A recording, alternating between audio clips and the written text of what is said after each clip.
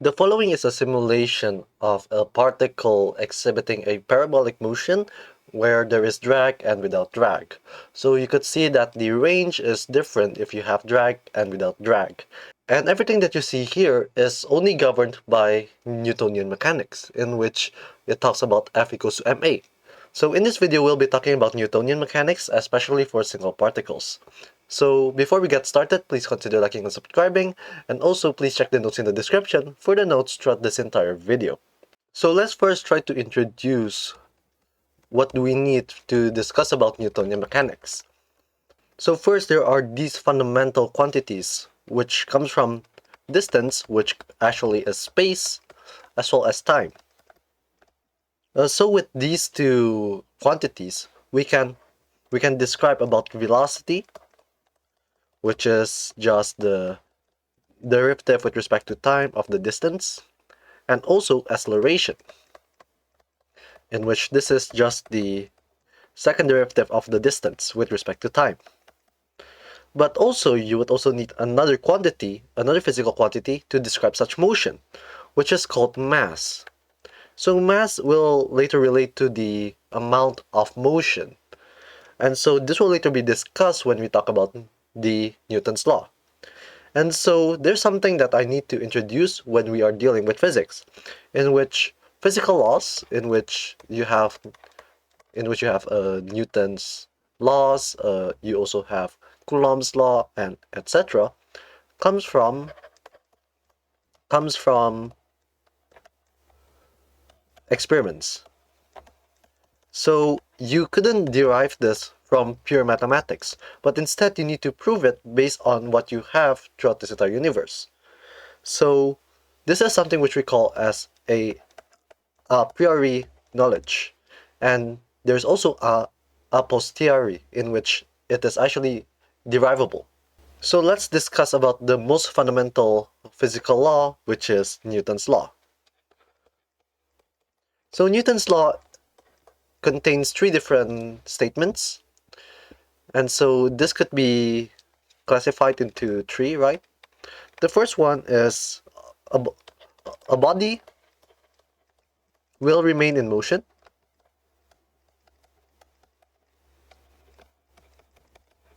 unless subjected by a force. So what this means is that if you have a body in motion, well, basically what motion is it has constant velocity. So a body will remain in constant velocity unless it is given a force. So constant velocity could mean something which doesn't move, something which we call as something in rest.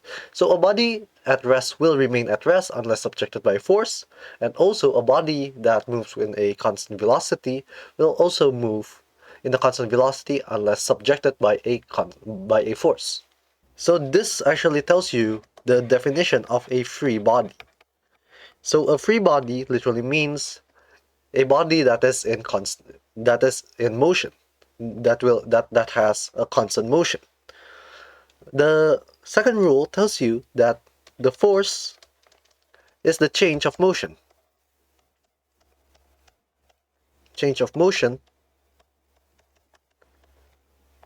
with unit time. So we haven't truly discussed about what motion exactly is. And so if you think of this physically, if there's something in motion and you want to change the velocity, you need to apply a force. And this force is dependent on the mass. If the mass is small, it requires small force, but it might require a larger force. So this is written as F equals to the dp over dt. But this motion here is actually just a mass times the velocity. So later this p will later be related to momentum, which is the quantity of motion. But for now, we will just denote it as something as motion. Lastly, for the third law, it is if two bodies exerts force on each other, the forces are equal and opposite. So what does this mean? Basically, this is the action reaction. So this third law is only viable for for forces which are central forces. Basically, it always points towards the other object. Something like gravity, in which they always point between each other, or the electrostatic force. But when it comes to the magnetic force, it it doesn't point towards the other object, thus making it not a central force. So the third law is not true for that type of case. So instead, what we could do is that we can just try to find a force that is that is following this law, and we'll call this as the F vector from 1, 2 must be the same thing as the negative F vector of 2, 1. So basically it is equal but opposite direction. So if you now use the second law, you could get the dmv vector over dt of m1 and v1, right? And dm2 v2 over dt. Now let's just assume that the mass is constant. So we can write this as m1 of the dv1 over dt, or a1 vector, which equals to the m2 a2 vector. And so we can rearrange this into m2 over m1 is the same thing as a1 over a2. Well, the magnitude. Well, we can just do it like this. So basically what we observe here is the definition of mass. So if you have a reference mass, and if you subject it with like a collision in or gravity in which they will exert the same force, you could measure the second mass by using this. And this is what we call as a inertial mass. So the inertial mass uses this definition to determine what the mass is. While there is also something which you call as the gravitational mass, in which it is defined just from gravity, in which it's just mg when it is near the Earth's surface. So this mass will be defined from that. And so people are trying to observe what is the difference between these two masses, and it's pretty accurate. Or basically, it is equivalent. And this is what we call as the principle of equivalence, in which that these two masses are basically the same. So we can use the inertial mass or the gravitational mass, and they are basically the same mass. Another thing to note from the third law is that you could get this thing to be written as the dp1 vector over dt, which is the same thing as dp2 vector over dt, the negative. And what this concludes is that the d over dt of p1 vector plus p2 vector is 0. Or basically, the momentum doesn't change throughout time. And this is what we call as the conservation of linear momentum.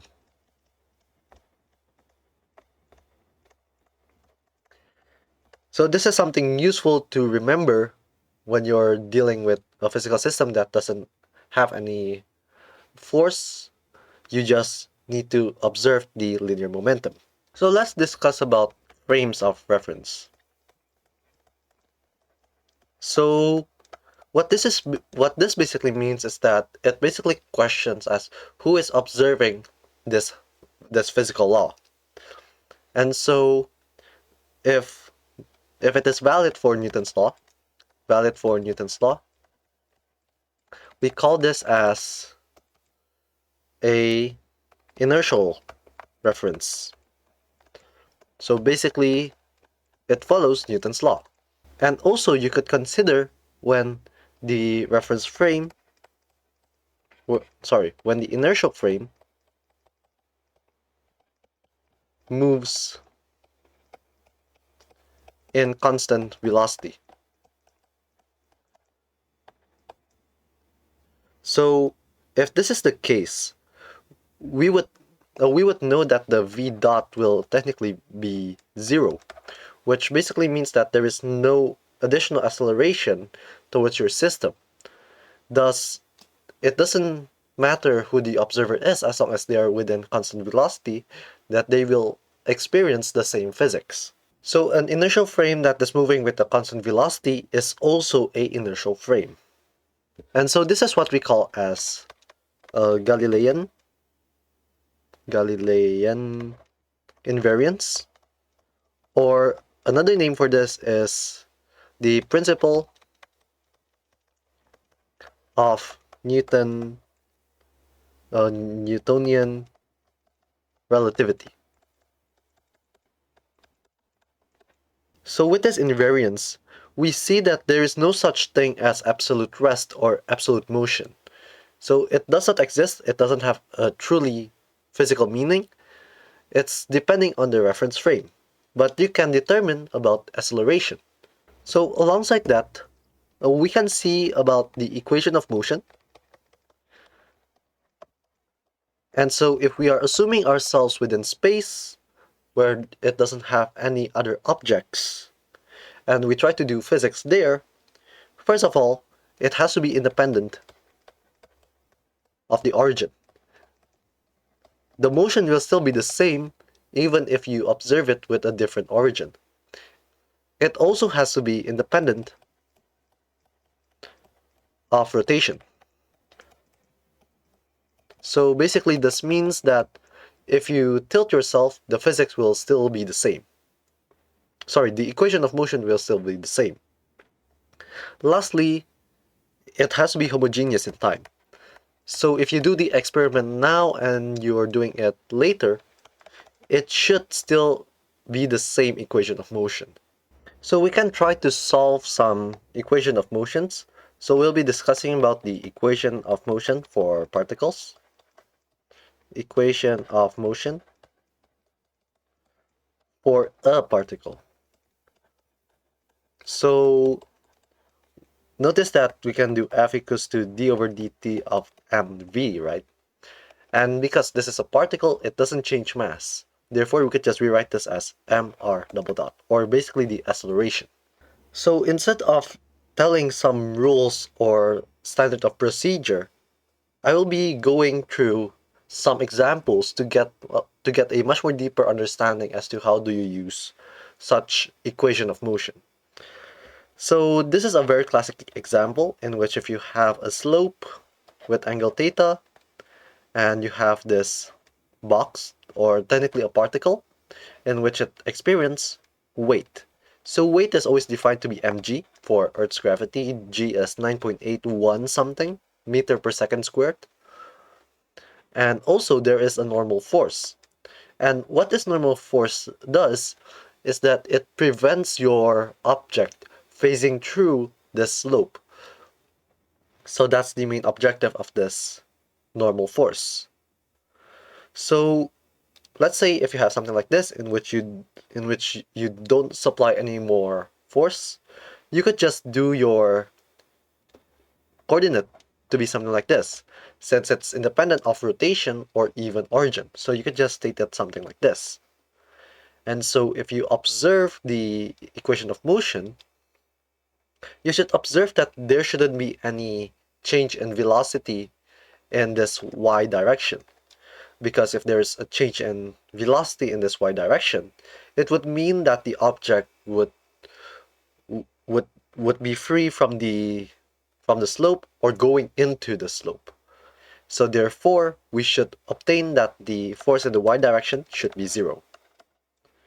But in the x direction, we see that it should be moving. So this would later relate to a acceleration, mr double dot, sorry, x double dot, because we're doing it in the x direction.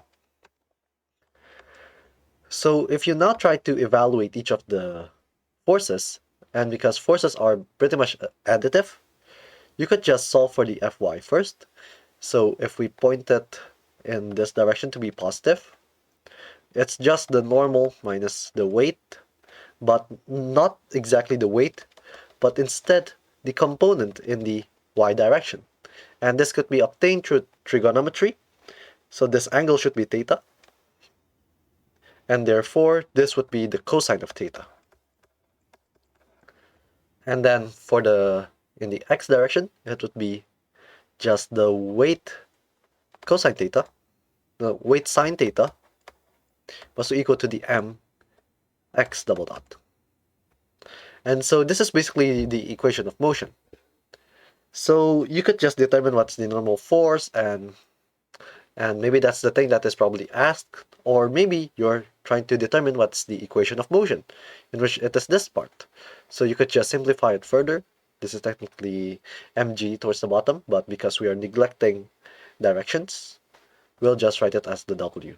So this would be g sine theta, g over m sine theta must be your x double dot. And basically you could solve this by using differential equations to get the exact equation of motion. So there are some mathematical tricks for you to use in order to solve some of these problems, but instead I won't be discussing most of the mathematical tricks because it really depends on the problem itself. But anyways, let's actually discuss back into the idea of the slope. But instead, let's add something which we call as friction. So we normally neglect friction, but when it exists, normally it is denoted as mu n. So n is the normal force, and mu is something which we call as the coefficient of friction. Coefficient of friction. So there are two different types of frictions. One of them is static friction, in which when the object doesn't move, what will be the friction? Compare that to a moving friction or a kinetic friction, in which it is the force that is trying to slow down such object. And normally, the static friction is much more higher compared to the kinetic friction. And this is normally given in your problems. And so it's useful for you to remember about the direction of such friction, which is always the opposite way of the movement of the object. So let's say we are trying to find the equation of motion when it has friction. You could do the same idea. Well, the sum of the Fy wouldn't get you anything moving in the y direction, but it would give you an idea as to what is the normal force, W cosine theta. And so for the sum in the x direction, it's just gonna be, so if you compare it, it's W sine theta, but also there's the term from friction. So it's mu times the n, or W cosine theta. And this must be equal to the x double dot. And so therefore you could just solve this again. Sorry, the mx double dot. So you could solve this, and this would just be g of sine theta minus mu cosine theta x double dot. So this is an example, but there are also some other types of force, like the retarding force, in which it normally constitutes to drag. So a retarding force is basically a force that is dependent on velocity to the power of n. So this is a very simplified model. Well, basically the force is a function of the velocity instead of being on point v to the power of n. But this is a very good approximation when the v doesn't really change. And also, this retarding force is always going in the opposite way of the velocity. Otherwise, it is not really retarding, but instead it is encouraging it to move faster. So one such example of the retarding force is the drag, in which I have already mentioned. So the drag could be expressed in terms of the Prandtl expression, in which this is basically half cw rho a velocity squared, where a is the cross-sectional area normal to the velocity, rho is the density of the medium, normally air, and cw here is just another coefficient, the coefficient of drag. So normally this is written for the cw, it is normally written in terms of a graphic, so you could use it for your computations, but this is just an expression for you to denote about the drag anyways.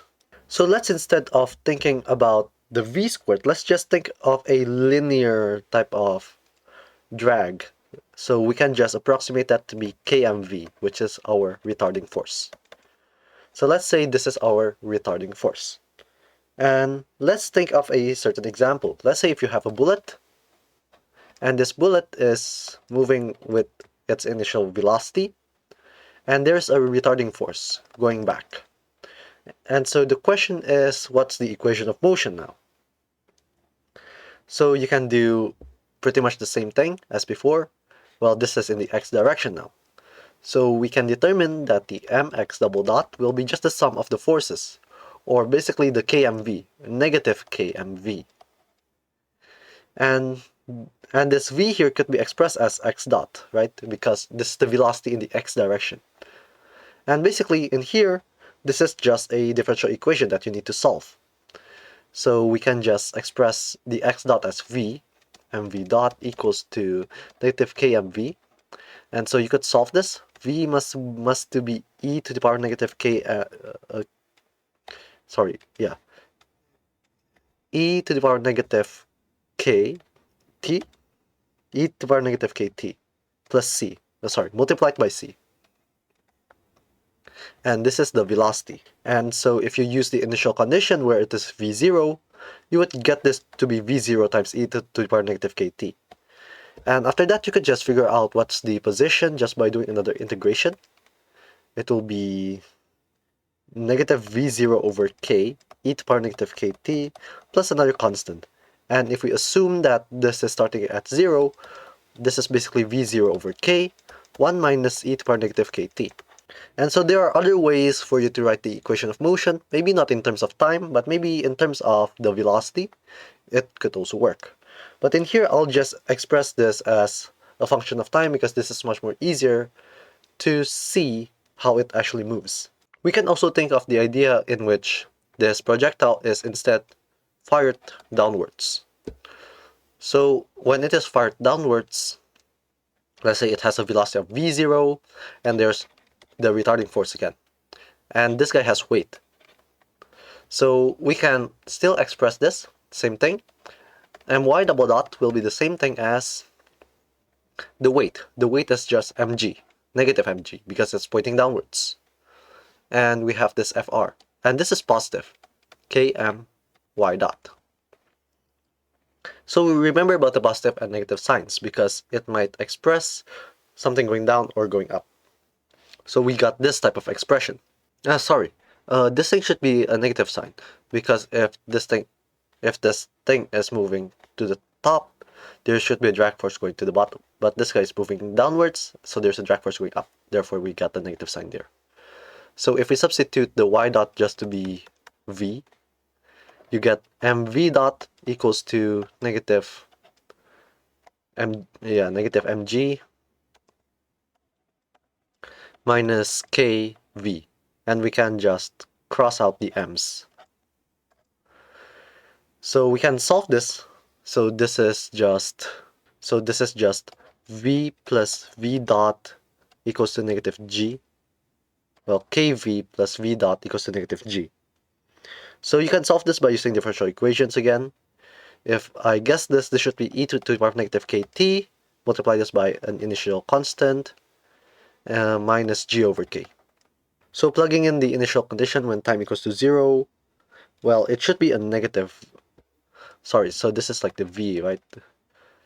So if we plug in the conditions, v is negative v0 at time equals to 0. You could solve this to be, this would be a minus g over k equals to negative v0. Therefore, a is g over k minus v0. So we can write the velocity as v0 over kv0 over we can write this as g over k minus v g over k minus v g minus v0 k over k. Multiply this by e to the power negative kt minus g over k, or this could be re-expressed further as g over k of e to the power negative kt minus 1 minus v0 e to the power negative kt. So now this is something interesting that we observe here, and the one at the top, even though this is not really explicit, when time goes to infinity, the velocity at the top would go to zero. So basically it would have its maximum range even though there's no friction, when there's no gravity. It will still slow down with the drag. In here, we see that it doesn't stop. When time goes to infinity, we observe that this would just be negative g over k.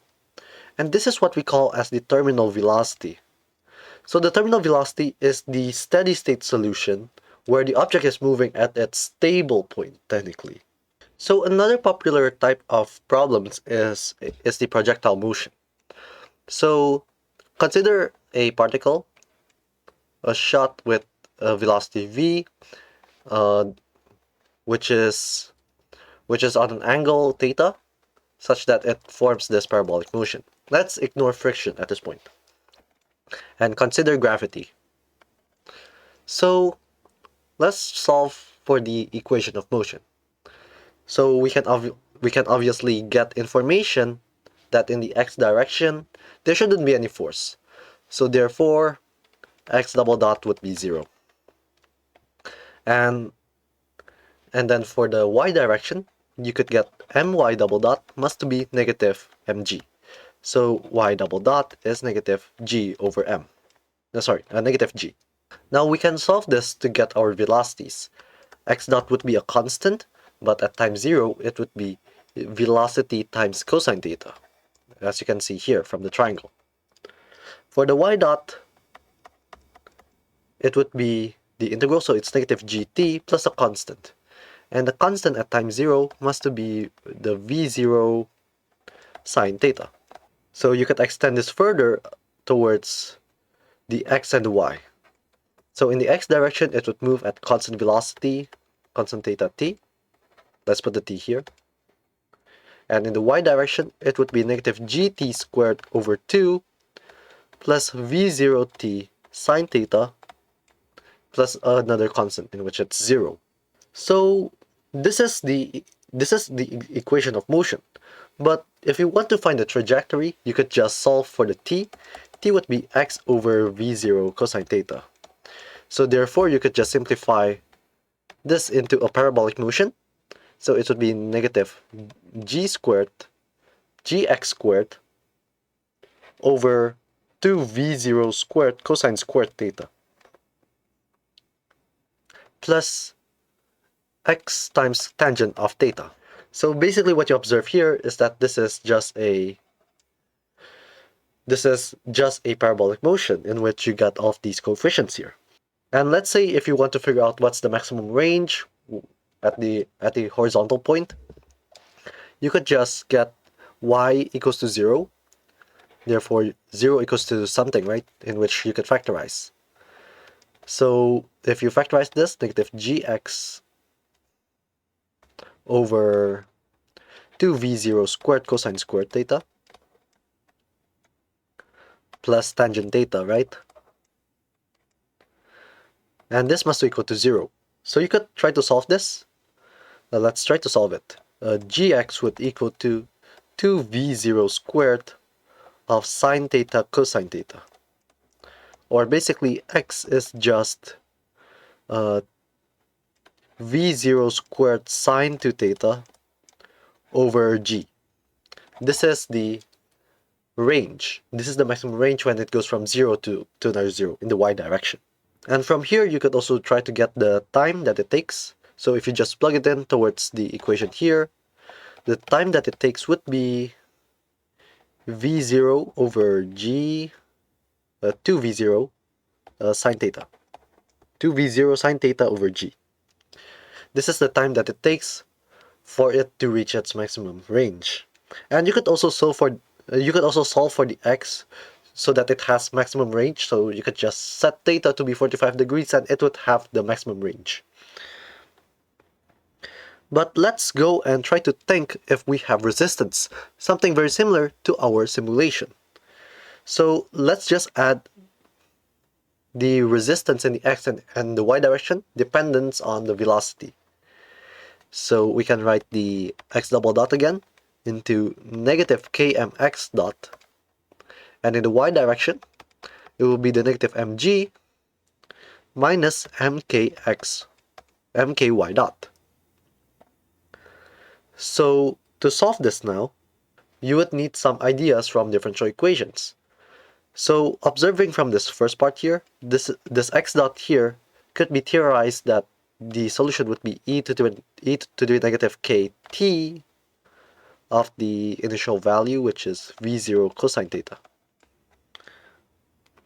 So it's a different equation of motion. Same thing for the y direction. So if we try to solve for the y dot here, this would be e to the negative kt there, and there should be a negative g somewhere. Yes, there should be an, oh sorry, it's a negative g over k. And the a here would be g over k plus v0 sine theta, I believe. Yeah, so that's pretty much the equation, or we could just simplify the y dot here. This would be v0 k's, no sorry, let's just write it like this.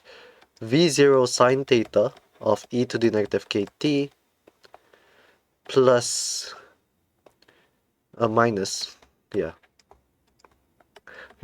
1 minus e to the negative kt of with the g over k at the front.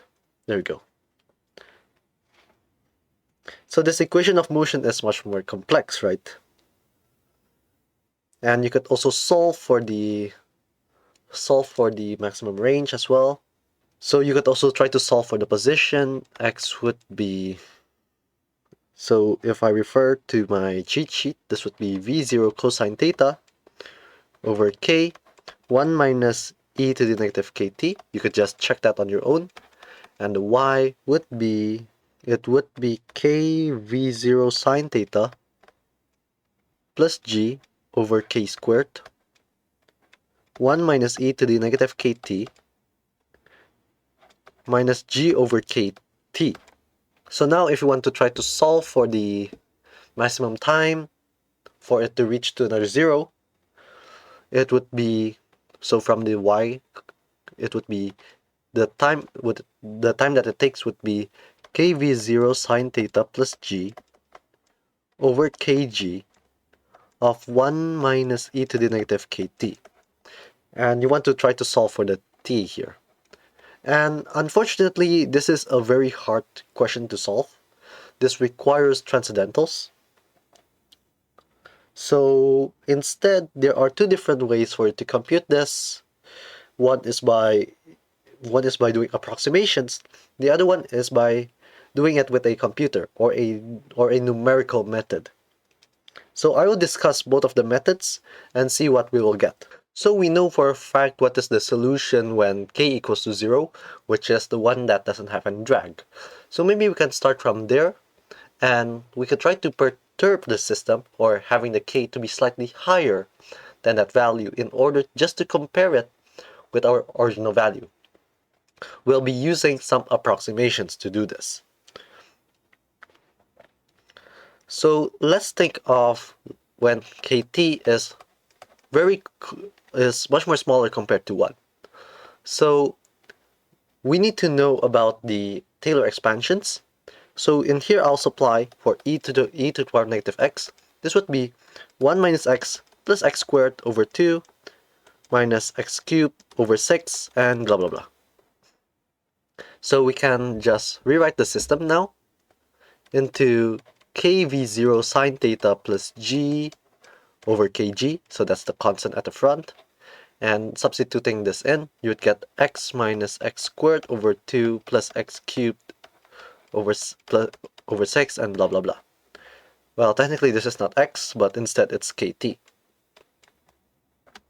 So you would have kt here, kt, and kt. So we can divide both sides by t, since time is obviously not 0. So you would get 1 kv0 sine theta plus g over g of 1 minus kt over 2 plus k squared t squared over 6 plus blah blah blah. So let's ignore the terms t cubed and above. And so then we can re-express this into g over kv0 sine theta plus g equals to 1 minus kt over 2 plus k squared t squared over 6. So this is basically a quadratic equation. So we can try to rearrange everything here. We can get the kt over 2 at the side, and this must equal to k squared t squared over 6 there. And also on the right hand side, it would be 1 minus this thing, so it would be kv0 sine theta over the kv0 sine theta plus g. So we can divide both sides by 2 over k.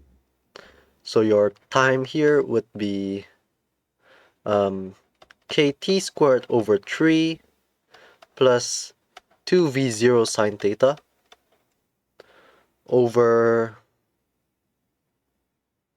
kv0 sine theta plus g. And let's just divide the top and bottom by g. So we'll get something like this. Now this is something that I want you to realize. v0 sine theta over g is pretty much very similar to the one that we got for something that doesn't have any drag. As you can see here, v0 squared sine theta sine 2 theta over g. No, sorry, the 2v0 sine theta over g is pretty close. So, and also remind ourselves that kt is much more smaller than 1. So this bottom side here is like a kt, and at the top side here is a t. And so therefore, so the bottom side here is very similar to a kt, so it's very small, and therefore we could do much more approximations. So we can just do the expansion for 1 over 1 plus x, which is 1 minus x plus x squared minus x cubed, and so on. So we can get t equals to kt squared over 3 plus 2v0 sine theta over g, and the expansion, in which we'll just do only the first term. So we'll get 1 minus kv0 sine theta over g in here. So after that, you could just do some distribution laws. So you would get 2v0 sine theta over g, and then plus, you could get the k out, and you get t squared over 3 minus 2 v0 squared sine squared theta over g squared. So now we could actually just see that actually this v0 sine theta over g here is very similar to t over 2. Well, technically the t0. So we can just rewrite this as t because it's very close. So you would get t plus kt squared over 3 minus t squared over 2. And this would be about t plus k t squared over 6. Well, it's negative. And so you could just substitute the value in again to get 2v0 sine theta over g, 1 minus k v0 squared sine squared theta. No, sorry. 2k v0 sine theta over 3. So, no, sorry, there's no 2 there. 3g. And this is the time that it takes when it has drag. Obviously, when k is very close to, when kt is very small compared to 1.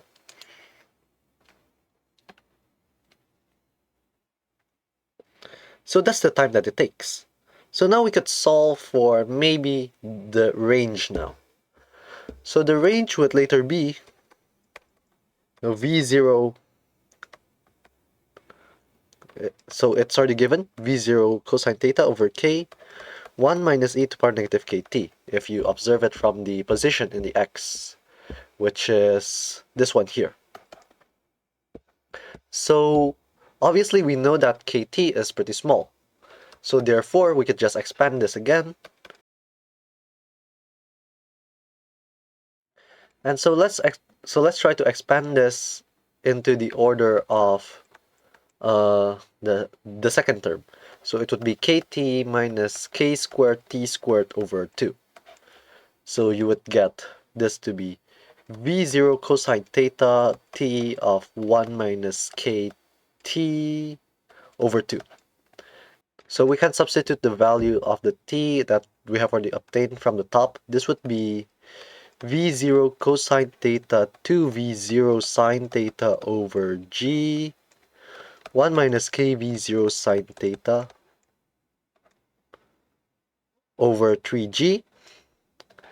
You multiply this by 1 minus k over 2 of the same thing, 2kv0 sine theta. Okay, so the 2 would go out. Over g, have we used all, so it's k, yeah. And there's another 1 minus kv0 sine theta over 3g there. And so going forward, let's just ignore the k squared terms. So we would obtain 2v0 squared sine theta cosine theta over g 1 minus kv0 sine theta over 3g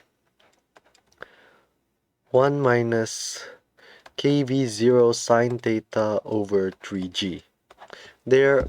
And let's keep on ignoring the k squared terms. This would be v0 squared sine 2 theta over g 1 minus this guy and this guy. So it's, I think it's 4kv sine theta over 3g. And basically, the front side is just the r0, or the original distance without the drag. 1 minus 4 v sine theta times k over 3g. And what you see here is a linear dependence. So basically, so we can just observe that it would be something like this, in which the slope here is the 4v sine theta over 3g, starting from r0, dependence on k. But you could actually also try to compute this using a computer, and this would observe this type of dependence instead. So you could see that at this very small point here, the approximation works, but after that it would not make sense. Like the range could go negative even though that you're shooting it forward. But anyways, using this perturbation, you could get a physical meaning when you're dealing with small changes. So that's a very good thing to remind yourselves with. So now I want to talk about some other type of dynamics. So one of them is the idea of pulleys, but I won't be fully doing the examples for pulleys. But if you actually observe something like a pulley here, in which it has a string and a pulley, you could try to observe the string, and let's assume the string is massless. So if the string is massless, F equals to ma, right? But the a goes to 0. This would mean that the acceleration this means that the acceleration could be any number. It could even be infinity. So the only way for you to make sure that the acceleration doesn't go to infinity is to make sure that the f is also 0. So this is why the tension inside the string must always be the same. And then you could do this small type of thinking and then try to bring it all the way across, and you would get that the tensile force would always be constant. So this is object 1 and object 2. That's the first thing that you need to think about. Second thing about pulleys is that if you actually consider them moving, you would know that the length is constant. Therefore, the velocities has to be in two different directions. If like they go, x1 is this way, x2 is that way. The velocities must to match. Well, it's technically in this direction as well. And also, this means that the acceleration must also be the same. So therefore, you would know that the acceleration going up and going down must be the same, and therefore you would get your boundary conditions for this pulley system to exist. So another thing that I want to discuss about is the force for a charged particle within a constant magnetic field. So for a magnetic field, B vector, the force would be QV cross B, where Q is the charge, V is the velocity, B is the magnetic field. So you just need to do this cross product and you would get your equation of motion. And so let's consider an example in which the B is only in the J direction. So let's just consider about this. So we can figure out the movement in the X direction. It should be negative QZ dot B. And in the Y direction, it would just be 0. And in the Z direction, it would be negative, sorry, it's Q X dot B. So if you combine these two equations together, what you would get is some form of a helix. Sorry, of a circular motion. So x dot equals to a cosine QB over MT. You could just do it on your own. And the z dot would be a sine QB over MT. And then you could get the y to be just a linear motion. So what you would get here for this type of equation of motion is a helix. So it will just spiral around across this B field. So this one is not really a differential equation, but a system of differential equations. So there are methods for you to solve this in which I would discuss in here. So let's talk about some conservation rules that we get from Newtonian mechanics. Conservation theorems. So the first one is something in which we have already figured out, which is the conservation of linear momentum. So the p vector is conserved when the total force is 0. So this is the first thing that we observed from before. But we can extend this into something that is much more powerful. If we instead think about p dot s direction must equal to, which is just the f dot s equals to 0, we know that the p dot s in itself means that p dot s here would be a constant. So this would mean that if the force in one direction is 0, you would know that the angular momentum in that direction must be conserved. That's the first thing. So the second one uses the idea when p dot equals to f, right? And then we start to think about if we do a cross product with the position vector. And let's see what would happen. R cross p would be r cross f. Now this is the definition of torque or moment of force, which we call n. And this one here is something which we call as angular momentum. So if we observe here that there's a relation, this is the change in the angular momentum, where the angular momentum is defined to be r cross p. So this might not seem to be exactly the same because maybe the r might change, but if you actually try to do the derivations, you could get this to be r dot cross p plus r cross p dot, right?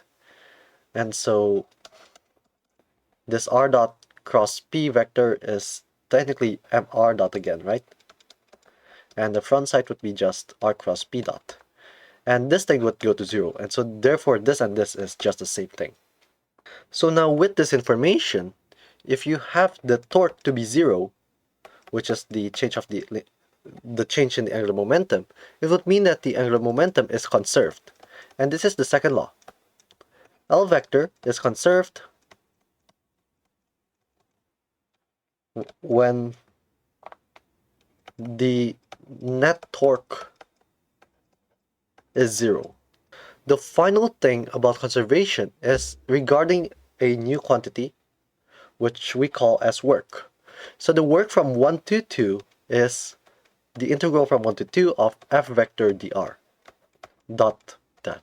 So if you think of this as the net force, you could just think of the f as the mr double dot, right? Of the r vector. Integral from 1 to 2. And you could be much more clever about this. You could get mv dot here. And the dr vector could be expressed as dr over dt, which is just a v. And if you analyze this much more closely, this is just mv squared, half mv squared of d, integral from 1 to 2. And this is what we call as the kinetic energy T. So what we observe is that the work is just T2 minus T1, as long as it is the net force. Sometimes you could supply work into the system and see there is no change in the kinetic energy. And this quantity is something which we call as the potential energy. So the potential energy in itself could be expressed when there is no when there is no kinetic energy change from work. This would just be U1 minus U2. And so you could re-express this further in terms of the differentials. It becomes f vector is the negative gradient of the u. So what we observe here is that the u doesn't have an absolute meaning, but it requires a reference. Compare that to the kinetic energy in which it also requires a reference frame that is moving or not. But what we can see is if we define a new quantity, which we call as E, which is t plus u, we can observe something. So E here is something which we call as energy, the total energy.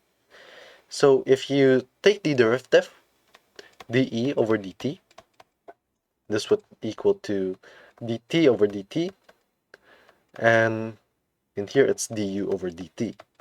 So we know that dt in itself is f dot dr, therefore we could get this to be f dot to dr over dt, which is v. And for the right hand side here, because this is an exact differential, we should expand this in terms of the partial differentials. So this is a total differential. You would get the partial u over partial x in the I direction of the dxi, and the one between time. And so if you observe this much more closely, sorry, this is over dt. And so if you observe this much more closely, this is just the gradient of u and dot dr dot, or the position, plus partial u over partial t. So what you see here is that f plus partial u must be 0, because anyways the definition of the force is the negative gradient of u. So therefore what you would get here is just a partial u over partial t. So now if the potential energy is not dependent on time, you would see that the energy would not depend on time. Thus energy is constant when the potential energy is not a function of time. And this is the last law of the and this is the final conservation law, or conservation theorem, in which the total energy is conserved when the force is also conservative. So basically, why did I write this as force? So basically, force has a relation with the potential energy. And so if the potential energy is changing with time, it will mean that the force is also changing with time. But if it doesn't, the force doesn't change in time, therefore the force is also conservative. So we touched on the idea of energy. And so let's discuss a little bit about energy. First of all, energy is a scalar, so it's much more easy for us to play with. And and it's actually a pretty good way for you to solve problems. So one of the ways that you could use energy is just by literally doing E equals to T plus U, or it's half mv squared plus U. So you could just do E minus U, 2 over m, is your v squared. And this is exactly the point. You could get the velocity just by solving this problem. If you know the total energy and the potential energy, you would know the velocity at a given time or a given position. And then alongside that, you could actually solve for the position if you do the differential equation. So something that I want to note is that kinetic energy must always be greater than zero because you couldn't have an imaginary velocity. So now observing this thing, this kinetic energy must be greater than zero, you would know that the E minus U must also be greater than zero.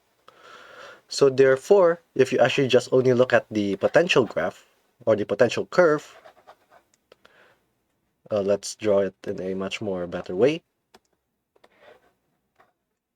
So there is some states in which it is unbounded. Basically, the total energy here would always be greater than the potential energy. So there's some kinetic energy here. This is something which we call as unbounded states. But when it comes to the energy coming below the potential energy, it is bounded within this region. And this is what we call as a bounded state. So within a bounded region, there is obviously some local minima and local maxima. And so this two things means different things. When it has a local minima, it's something which we call as a stable equilibrium. But when it has a local maxima, it's an unstable equilibrium. And so you could use the idea from calculus in order to get where it is when you have a local minima or maxima, and also the curvature of such space. Finally, I want to talk about the limitations of these laws. Limitations of Newtonian mechanics. So Newtonian mechanics has lots of assumptions. First of all, you need to have a precise measurement. So precise measurement is possible. But we know from quantum mechanics that this is not possible because you have the uncertainty principle from Heisenberg. And also, there's something which we call as synchronous time. And we cannot truly state that we have a synchronized time, because of relativity.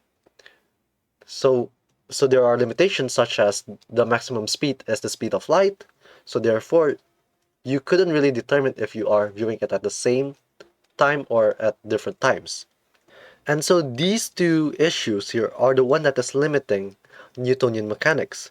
But it still works for big objects such that the precision of such measurement doesn't really affect a lot.